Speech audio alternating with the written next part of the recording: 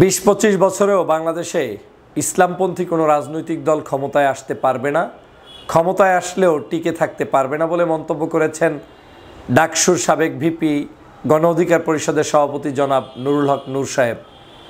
নুরুল হক নূর সাহেবের এই বক্তব্যকে বাংলাদেশের কোটি কোটি জনতা প্রত্যাখ্যান করেছে এবং তার এই বক্তব্যকে ঘৃণাভরে তারা প্রত্যাখ্যান করেছে। কারণ বাংলাদেশের কোনো রাজনৈতিক দলই কোনো অবস্থাতেই বলার অধিকার রাখে না যে আগামী এত বছরেও 100 বছরেও অমুক দল কোনো দিন ক্ষমতায় আসতে পারবে না। এটা গণতন্ত্রের কোনো ভাষা হতে পারে না। প্রথম বক্তব্য হচ্ছে কে আসবে কে আসবে না সেটার জন্য ব্যালট পেপার হচ্ছে আমাদের সামনে থাকা দরকার, যেটা গত 16 বছর পর্যন্ত ছিল না। বাংলাদেশে গণতান্ত্রিক প্রক্রিয়ায় বিএনপি আসতে পারে, জামাত ইসলাম আসতে পারে, ইসলামী আন্দোলন আসতে পারে, এনসিপি আসতে পারে, অথবা আমাদের এই জানা সংগঠনগুলোর বাহিরেও যে কেউ রাষ্ট্র ক্ষমতায় আসতে পারে। এটা তার হোপ, এটা তাদের পরিকল্পনা, এটা তাদের ইচ্ছা এবং এই ইচ্ছার পক্ষে বিপক্ষে মতামত থাকবেই। কিন্তু ভিপি নুরুল হক নূর সাহেবের বক্তব্যের স্পিরিট দেখে মনে হয়েছে সে সামহাও কারো কাছ থেকে ম্যানেজ হয়েছে, কিংবা সামহাও কোনো একটি ন্যারেটিভ তৈরি করার জন্যই এই বক্তব্যকে জাতির সামনে নতুন করে প্রতিষ্ঠিত করা হচ্ছে। আমি যদি স্পষ্ট করে বলি যে বাংলাদেশের বর্তমান প্রেক্ষাপটে যে কোনো অবস্থার তুলনায় বাংলাদেশের 53 বছরের স্বাধীনতার পর ইভেন পাকিস্তান আমল থেকে শুরু করে আজ পর্যন্ত সবচাইতে ইসলামপন্থী রাজনৈতিক দলের জন্য উর্বরতম সময় হচ্ছে এখন, এই মুহূর্তে। বিশেষ করে 5ই আগস্টের পর থেকে বাংলাদেশের মানুষ যখন দিশেহারা, যারা নতুন কিছু খুঁজে চান, যারা সৎ রাজনীতি চান, যারা মানুষের অধিকার প্রতিষ্ঠিত করতে চান, যারা সন্ত্রাস, নৈরাজ্য, অন্যায়, অবিচার মুক্ত একটি দেশ দেখতে চান, তারা কিন্তু এখন নতুন করে ইসলামপন্থী রাজনৈতিক দলগুলোর দিকে ঝুঁকে পড়েছে। সেটা কি তারা শুধুমাত্র জামাত ইসলামের প্রতি ঝুঁকে পড়েছে? না, বাংলাদেশ জামাত ইসলামের প্রতি কেউ কেউ ঝুঁকে পড়েছে, কেউ ঝুঁকে পড়েছে চরমনার পীর সাহেবের ইসলামী আন্দোলনের প্রতি, কেউ ঝুঁকে পড়েছে হেফাজত কেন্দ্রিক অন্য যে রাজনৈতিক দল কওমি ভিত্তিক প্রতিষ্ঠিত আছে তাদের প্রতি। এক বাক্যে ছোট বড় যে কোনো রাজনৈতিক দলের প্রতিই নতুন একটি আশা নিয়ে মানুষ ছুটছে। তার অন্যতম কাজ হচ্ছে তারা একটি দুর্নীতিমুক্ত, শোষণমুক্ত, ফ্যাসিস্ট মুক্ত একটি সমাজ ব্যবস্থা দেখতে চায়।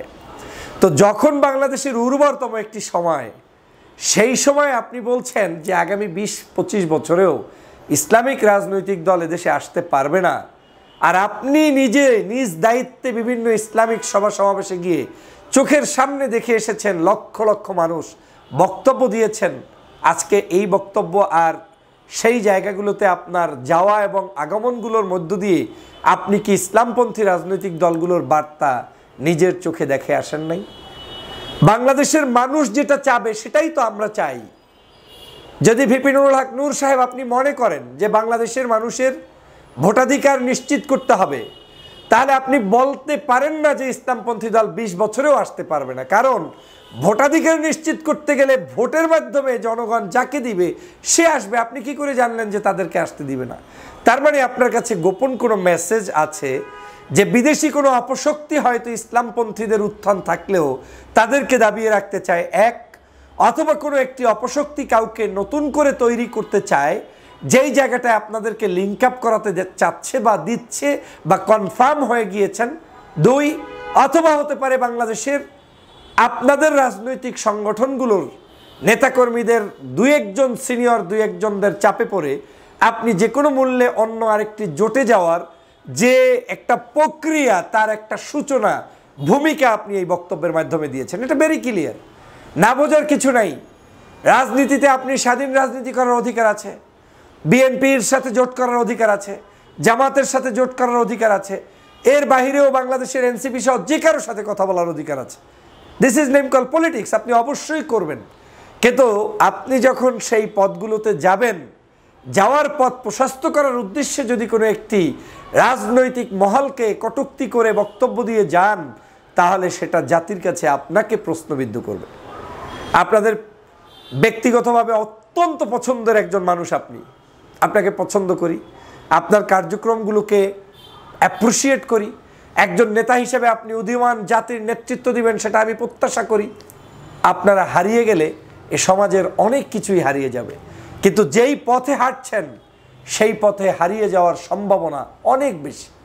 আজ আমার এই কথা অপছন্দ হতে পারে, একটা সময় মনে করবেন যে আমি যেটা বলেছিলাম সেই কোন পথে আপনি হাঁটছেন। বাংলাদেশের এই মুহূর্তে ইসলামপন্থী রাজনৈতিক দলগুলোর দিকে মানুষ তাকিয়ে আছে, উন্মুখ হয়ে বসে আছে। গ্রামগঞ্জে যান, মানুষ কি বলে একটু শোনার চেষ্টা করেন।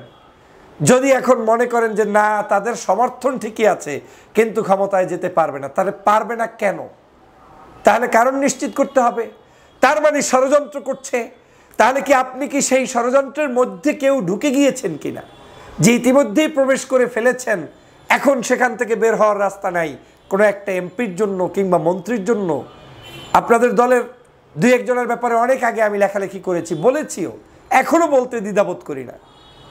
কার পেইড এজেন্ট হিসেবে কেউ কেউ কাজ করছে সব আমি জানি, কিন্তু এইগুলো যদি হয় আসল চরিত্র, তাহলে বাংলাদেশের মানুষের যে আশা আকাঙ্ক্ষা, যে চেতনা নিয়ে মানুষ লড়াই করছে, সেটা তো আসলে সফল কাম হবে না।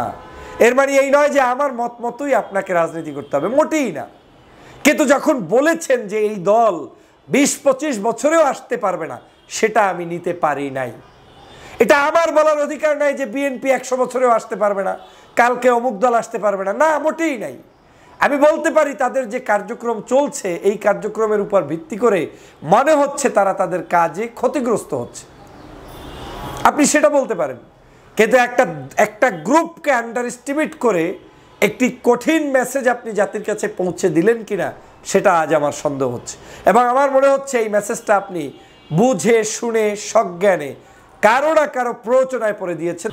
আমি আশা রেখেছিলাম বাংলাদেশের রাজনৈতিক শক্তিগুলো অন্তত পক্ষে একে অপরের মধ্যে ঐক্যের বন্ধন নিয়ে থাকবে, তারা তাদের ভিতরে সম্পর্ক মজবুত করবে, তারা একে অপরকে শ্রদ্ধা করবে। বাংলাদেশে 5ই আগস্টের পরে যে সমস্যাটা হয়ে গিয়েছে, আমরা যখন জুলুমের শিকার ছিলাম তখন সবাই আমরা একে অপরের পাশে ছিলাম। যখন আমরা সেই জুলুম থেকে একটু মুক্তি পেয়েছি, এখন আমরা যা ইচ্ছা তাই করে বেড়াচ্ছি, যেখানে খুশি সেখানে আমরা উল্টাপাল্টা মতামত দিচ্ছি, আমরা একে অপরের বিরুদ্ধে লেগে গিয়েছি এবং এটাও একটা ষড়যন্ত্রের অংশ। আমি সে কারণে বলছি, এমপিত্ব, দু একটা সিট কিংবা কারো কাছে ধর্ণা ধরে কোনো একটা অংশ বিশেষের ভাগ পাওয়ার আশা করা লম্বা সময়ের রাজনীতিবিদদের জন্য কোনোদিন শুভকর হবে না, হবে না, হবে না। বাংলাদেশে বহু রাজনৈতিক দল আছে যারা এখন প্রকাশ্যে জামাতের সাথে মিশছে, আবার কেউ আছে প্রকাশ্যে বিএনপির সাথে মিশছে, কোনো দোষের কিছুই নেই। কিন্তু দোষ ওইখানে আপনি আন্ডার এস্টিমেট করতে পারেন না যে 20-25 বছরে এরা আসতেই পারবে না, আর আসলেও থাকতে পারবে না। এই আন্ডার এস্টিমেট করা আপনার রাজনৈতিক এক ধরনের দেউলিয়াত্বের প্রমাণ, অথবা আপনি অবুঝ মনে এই কাজটি করছেন। এটা কোনোদিন আপনাকে মানে সমাজ রাষ্ট্রের কোনো চ্যাপ্টারে অ্যালাউ না, আমি বলতে পারি না। এমনকি ছোট রাজনৈতিক দল নিয়েও আমি বলতে পারি না। তাহলে তো আপনাদের তো কোনোদিন মানে যদি 20-25 বছরে ইসলামিক দলই ক্ষমতায় না আসে, তাহলে আপনারা যে রাজনীতি করছেন, যারা স্বপ্ন দেখেন আগামীর প্রধানমন্ত্রী হবেন, কালকেই বড় কিছু হবেন, আপনারা হবেন কোত্থেকে? বিপি নুরুল হক নূর সাহেব। তার মানে আপনাদের অস্তিত্ব নিয়েও তো প্রশ্ন তোলা এখন, মানে প্রশ্ন কি, অস্তিত্ব থাকলেই না প্রশ্ন তোলে, মানে তারপরেও তো আপনি একটা বড় রাজনৈতিক দল আশা আকাঙ্ক্ষার প্রতীক নিয়ে হাঁটছেন, করছেন, আপনাকে তো সম্মান করতে হবে। তাহলে সেই সম্মানের জায়গাটা নষ্ট করে ফেললেন কেন? আমি যখন দেখেছি আপনাদের দলের পক্ষ থেকে পিআরের পক্ষে অবস্থান নিয়েছেন, বাংলাদেশের ম্যাক্সিমাম মানুষ পিআরের পক্ষে অবস্থান নিয়েছে, কারণ এই দেশে অনৈতিক ভোটের ছড়াছড়ি, ভালো সজ্জন ব্যক্তিরা এই পদ্ধতিতে বিদ্যমান, এখনো এই সরকারের অধীনেও নির্বাচন হলে সেটা পরিপূর্ণ সুষ্ঠু সুন্দর হওয়ার নিশ্চয়তা নাই। কারণ আপনার বিদ্যমান পলিসিতে টাকার দৌরত্ব, নমিনেশন বাণিজ্য। একটি দলের সেদিন দেখলাম শুধু নমিনেশন প্রার্থী হচ্ছে 1700, 1800, 100, 200 মানে বিপরীতে। তার মানে কি দাঁড়াচ্ছে? আবার এই সব দলেরই নমিনেশন চায় না, যখন পতন পতন ভাব আসে তখন আবার নমিনেশন বিক্রি করার লোকও পাওয়া যায় না। এটা হচ্ছে বিদ্যমান পরিস্থিতির ক্ষতিকর জিনিস।